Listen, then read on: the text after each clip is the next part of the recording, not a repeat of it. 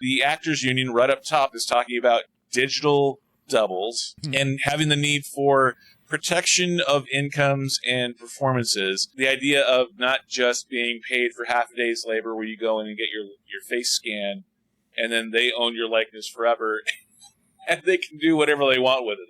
They could put your head on a rhinoceros, they could put your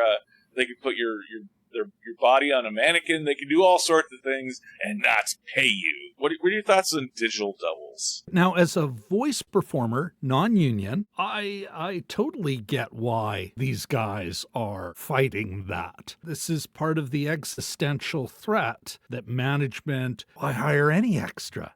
We'll just scan them all once and do it all, fix it all in post.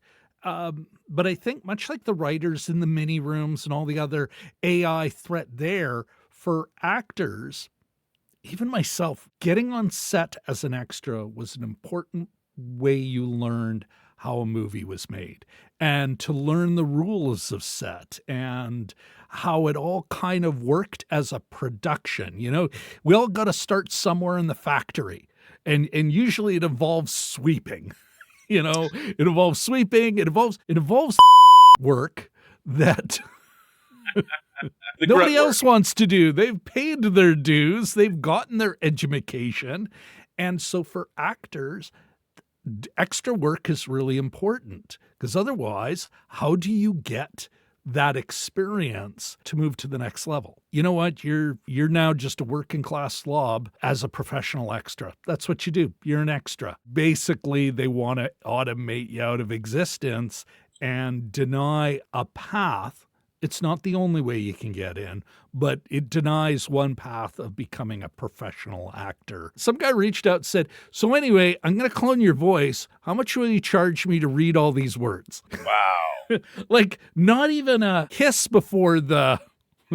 Getting right down to it.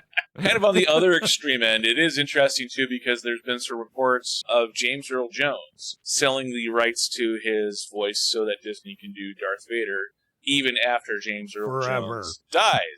Which, it's a weird thought, but, I mean, James Earl Jones is a man who's now in his 80s, and he has such an iconic voice, you know, whether it's "This is CNN" or Darth Vader. And Darth Vader, the character, can live on in video games and movies and streaming shows ad infinitum. So it's interesting seeing an actor in his 80s think about that vocal legacy and how important his voice is. And how he can monetize it. How he can monetize it even after he's dead. Like so many other performers who have zero leverage and are not ever going to get a big check. It's going to be horse like Buddy got with I'm going to do this. What do you charge me so I can just have you on demand and never pay you ever again? So James Earl Jones can do that. As iconic a voice as it is and as iconic a delivery as it is, you can get a voice match for that. That happens on Fiverr all the time. This idea of selling that, maybe leave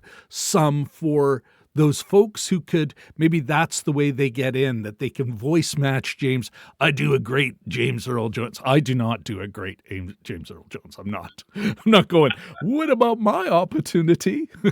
At what point do we just say, you know what? That was then. We're going to have our own nice, shiny new now. There'll be a file that will be unable to tell the tale. It is not just his timbre and everything.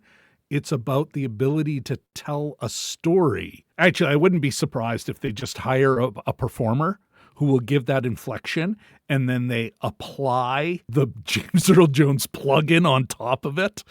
You know, the actual talent then all of a sudden is the person who will never get the credit, never get the opportunity to grow, to develop, to become their own star because they're too busy doing the hard performative work, the storytelling work, the thing the Gizmo can't copy.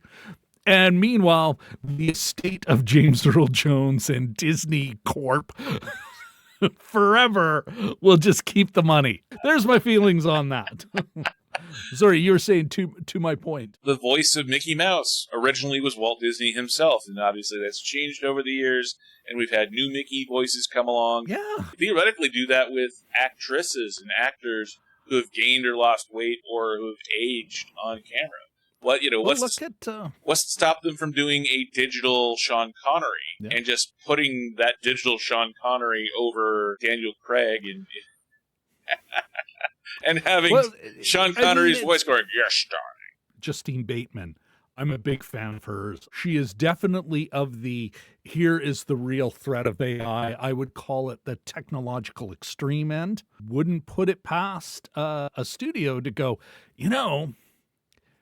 who wants to see Luke Skywalker, but with a young Robert Pattinson? Because we want to appeal to the kids today. Or, your favorite BTS performer, your favorite BTS member, or putting overlays on the movie that was made in the 70s. Guardians of the Galaxy is definitely in my top 10 so far of this year. I don't know about you, man. I still remember getting out of the theater in the 90s on a matinee at a second run, went and saw The Matrix, getting out of the theater going, what the was that? Like, wow. And that was a big studio picture. Was it the thing they spent the most money on? God, no. But it was still, that was a studio product. And you come out of The Matrix and you're going, holy. So it's not just the indie. It's not just the weird or the Wes Anderson every couple of years, but that, wow, all of this AI is going to make it harder to have those wow moments. And then, as a worker, it's like, probably extras are done. To quote something I learned when I was in the industry in the late 90s, Phil, I think extras are done. AI is just you call it AI, but it's just more automation of a low skill. It's an easy thing to automate. The classic example is sports movies. So anytime you have an arena or a stadium, even a big budget blockbuster, 80,000 people in a football stadium. But even if you look at Rocky from 1976, some of the background people in the upper ends of the stadium for Rocky even are just mannequins. They just wanted like a head and torso with a T-shirt on. Lots of extras in all the Lord of the Rings movies. That said, a lot of digital fill. Yep. And you can tell. Yeah, I think AI is taking over that stuff. The AI has not got that down, and I don't think it ever will. I think what it does take over is low-budget explainer videos. For the higher-end stuff, you still need a human being who can see the words and understand what they mean to know how to tell a story and to bring something to it. Like, I did some terrible voiceover stuff, movie explainers. But they were all terribly written. It was all copy pasta from Wikipedia and bad Google interpretations. People thought the drum machines would replace actual drummers, and to a certain extent, especially on certain types of music, that has come to pass.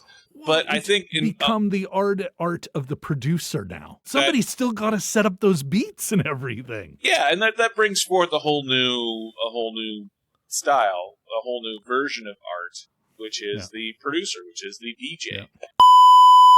You can use that as your cut point. Yeah. Rob and DMG go on an AI tangent.